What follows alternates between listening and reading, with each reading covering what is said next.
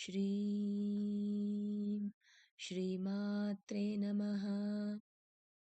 చిదగ్నికుండ సంభూత, ఇది 4వ నామం. ఇది 8 అక్షరాల నామం. ఈ నామంతో అమ్మవారికి నమస్కరించేటప్పుడు చిదగ్నికుండ సంభూతాయై నమః అని చెప్పాలి. ఒకసారి స్మరిద్దాం. ఓం చిదగ్నికుండ సంభూతాయై నమః. ఓం చిదగ్నికుండ సంభూతాయై నమః. ఓం చిదగ్నికుండ సంభూతాయై నమః. ఓం చిదగ్నికుండ సంభూతాయై నమః. ఓం చిదగ్నికుండ సంభూతాయై నమః. చిత్ అంటే చైతన్యమనడి, అగ్నికుండ అంటే అగ్నికుండము నుండి, సంభూత అంటే చక్కగా ఆవిర్భావము చెందినది. చిత్ అంటే చైతన్యం లేదా కదలడం, మెలకువ రావడం మొదలైనవన్నీ కూడా చైతన్య లక్షణాలే. ఇచ్ఛాశక్తిని సంకల్పశక్తి అనవచ్చు. ఇది హృదయానికి సంబంధించినది. జ్ఞానశక్తి బుద్ధికి సంబంధించినది, ఇంటెలెక్ట్ అంటాం, అంటే మన హెడ్కి సంబంధించినది. క్రియాశక్తి కర్మేంద్రియాలకు సంబంధించినది, అంటే మన చేతులకి ఇలాగా.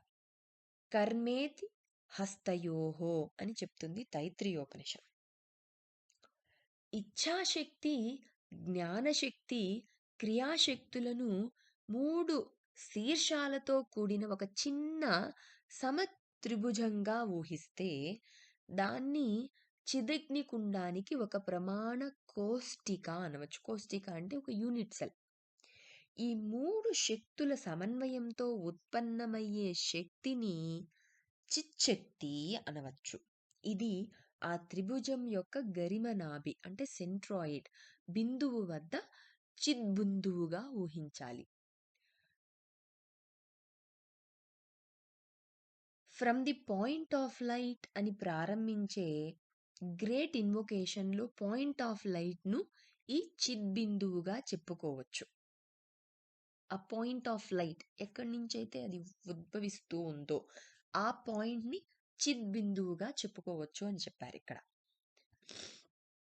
ఇప్పుడు చిచ్చక్తి అంటే ఇది ఇచ్ఛాశక్తి, జ్ఞానశక్తి, క్రియాశక్తి ఈ 3 సమన్వయంతో ఉత్పన్నమయ్యేటటువంటి శక్తి.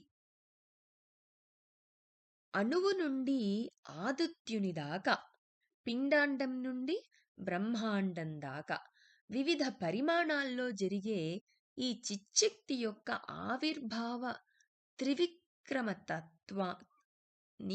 యోగ సాధనలో దర్శించాలి. సృష్టికి పూర్వం ఒకడుగా ఉన్న పరమాత్మ సృష్టిగా వికసించడం చెందబోయే ముందు ఉండే బ్రహ్మ తేజస్సు ఇదే. దీనినే శ్రీ విద్యలో అమ్మవారి ప్రకాశ స్వరూపం అంటారు.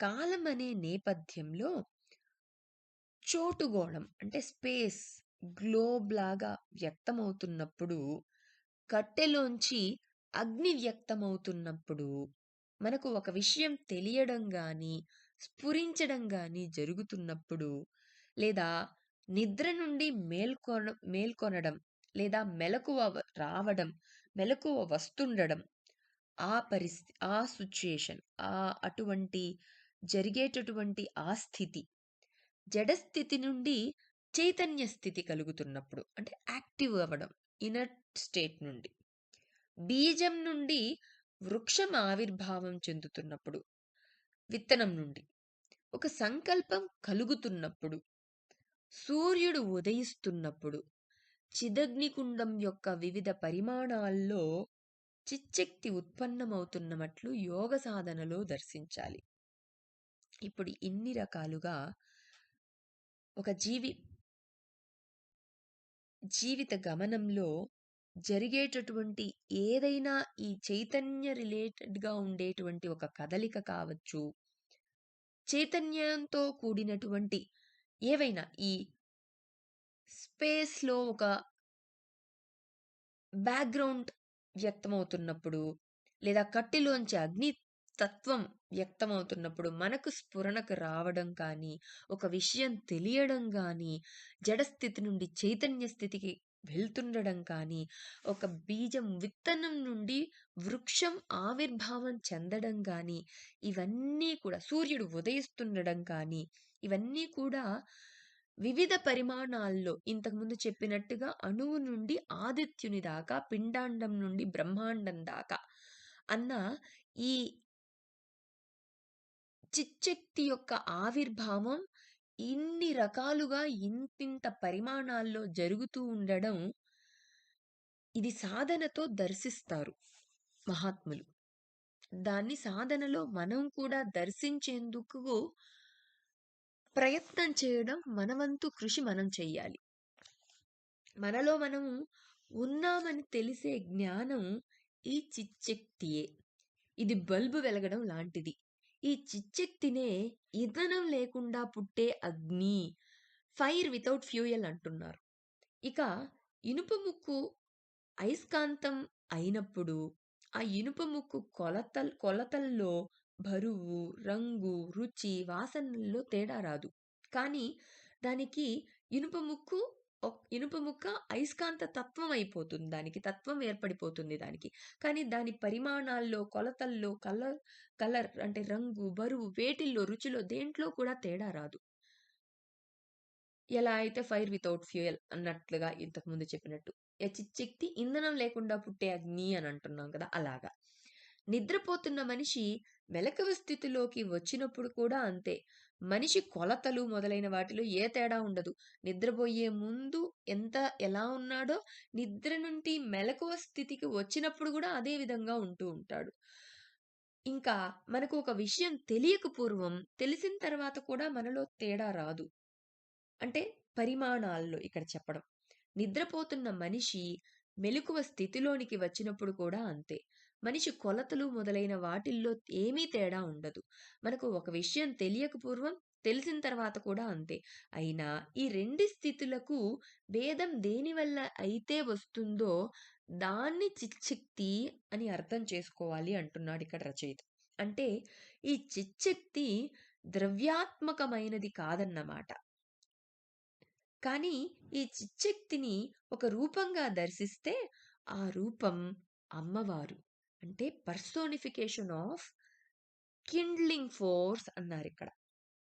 ఈ చిచ్చక్తిని గనుక ఇంత పరిమాణాల్లో అణువు నుండి ఆదిత్యుని దాకా, పిండాండం నుండి బ్రహ్మాండం దాకా వివిధ పరిమాణాల్లో, వివిధ స్థితులలో ఉత్పన్నమయ్యేటువంటి ఈ చిచ్చక్తికి ఒక రూపాన్ని మనం దర్శించగలిగితే, మొదట ఆ చిచ్చక్తిని దర్శించే ప్రయత్నం సాధన చేస్తూ ఉండాలి. ఆ సాధన చేస్తూ చేస్తూ ఒక రూపంగా కనుక అమ్మవారిని మనం ఊహిస్తే అదే అమ్మవారవుతుంది లలితా పరమేశ్వరి. ఇది దీనిలో ఉండేటువంటి రహస్యార్థం. ఇప్పుడు పౌరాణిక అర్థం చూస్తే, పూర్వం భండాసురుడనే రాక్షసుడు పెట్టే బాధలు తట్టుకోలేక దేవతలందరూ ఒక హోమం తలపట్టారట. అందుకుగాను ఒక పెద్ద హోమగుండం ఏర్పాటు చేసి, అందులో హోమద్రవ్యాలను సమర్పిస్తూ, తమ శరీర శకలాలను కూడా సమర్పించి, చివరకు తమను కూడా తాము సమర్పించుకోవడానికి సిద్ధపడ్డారట. అప్పుడు ఆ హోమగుండంలోంచి కోటి సూర్య ప్రకాశమాన చంద్రశీతల గుణ సమన్వితమైన దివ్య తేజస్సుతో శ్రీదేవి ఆవిర్భవించి ఆ భండాసురుణ్ణి సంహరించింది. అందువల్లన అమ్మవారు చిదగ్నికుండ సంభూత. ఈ భండాసురుడెవరో ఇంతకుముందు వచ్చే నామాల్లో చెప్పబడ్డాయి, ఇకపై కూడా చెప్పబడతాయి. యోగాభ్యాసంలో ఇది పౌరాణికమైనటువంటి గాథ. ఇప్పుడు యోగాభ్యాసంగా చెప్తూ ఉన్నారిక్కడ. యోగాభ్యాసంలో సాధకునిలోని అన్ని శక్తులను సమన్వయపరుస్తూ కులకుండమునందలి సుషుమ్నాగ్నిలో సంభూతమయ్యే కుండలిని శక్తిగా ఈ చిచ్చక్తిని దర్శించాలి.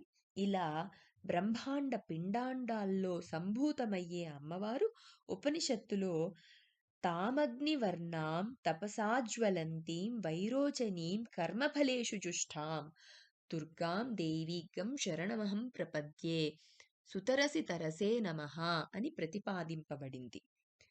తెలివి తక్కువ వాళ్ళు, మందబుద్ధి గల వాళ్ళు ఈ నామంతో అమ్మవారిని చిదగ్నికుండ సంభూతాయే నమః అని జపిస్తే వాళ్ళు చైతన్యవంతులవుతారు.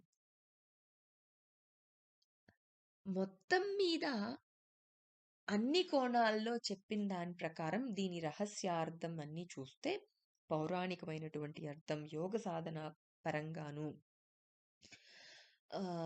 శాస్త్రీయంగాను అన్ని రకాలుగా అమ్మవారి నామానికి ఈ చిదగ్నికుండ సంభూత అనేటువంటి 4వ నామానికి ఈ క్రింది విధాలుగా 8 విధాలుగా అర్థాలు చెప్పుకోవచ్చు.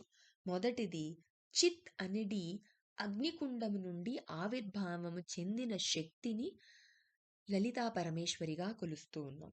రెండవది ఇచ్ఛాశక్తి. ఇంతకుముందు ఏ విధంగా అయితే చిచ్చక్తి అంటే ఇచ్ఛాశక్తి, జ్ఞానశక్తి, క్రియాశక్తుల యొక్క సమన్వయ శక్తిగా అంటున్నాము. ఇప్పుడు చిచ్చక్తి అంటే అమ్మవారు అయినప్పుడు ఈ 3 శక్తుల సమన్వయ శక్తే అమ్మవారు. అది రెండో విధంగా చెప్పబడింది. మూడో విధం, సృష్టి ప్రారంభానికి ముందుండే బ్రహ్మ తేజస్సు ఏదైతే ఉందో అది కూడా చిదగ్ని, అందుకోసమని చిదగ్నకుండ సంభూతాయే నమః అని చెప్తున్నాం. ఇంకా అణువు నుండి ఆదిత్యుని దాకా, పిండాండం నుండి బ్రహ్మాండం దాకా చైతన్యవంతం చేసేటువంటి ఏ శక్తి అయితే ఉందో ఆ శక్తిని లలితా పరమేశ్వరికి 4వ నామైనటువంటి చిదగ్నికుండ సంభూతాయే నమః అన్న నామానికి అర్థంగా చెప్పబడింది. ఐదవ విధంగా అర్థం ఏంటంటే, మనలో మనం ఉన్నామని తెలిపేటటువంటి శక్తి ఏదైతే ఉందో ఆ శక్తిని కూడా మనం ఇక్కడ అమ్మవారి నామానికి అర్థంగా చెప్పుకుంటున్నాం. చిదగ్నికుండ సంభూత అనే నామానికి అర్థంగా. 6వ విధం, భండాసురుని వధకై ఉద్భవించిన శక్తికి ఈ శక్తి కాబట్టి చిదగ్నికుండ సంభూతాయే నమః అంటున్నాం అమ్మవారిని. ఇంకా యోగ సాధకునిలో కులకుండమునందు ఉత్పన్నమయ్యే శక్తి అని ఇంకొక అర్థం.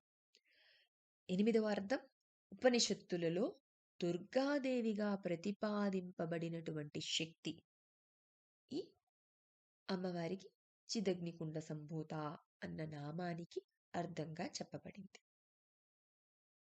ఓం శ్రీమాత్రే నమః. ఏతత్ సర్వం ఫలం శ్రీ సద్గురు చరణారవిందార్పణమస్తు.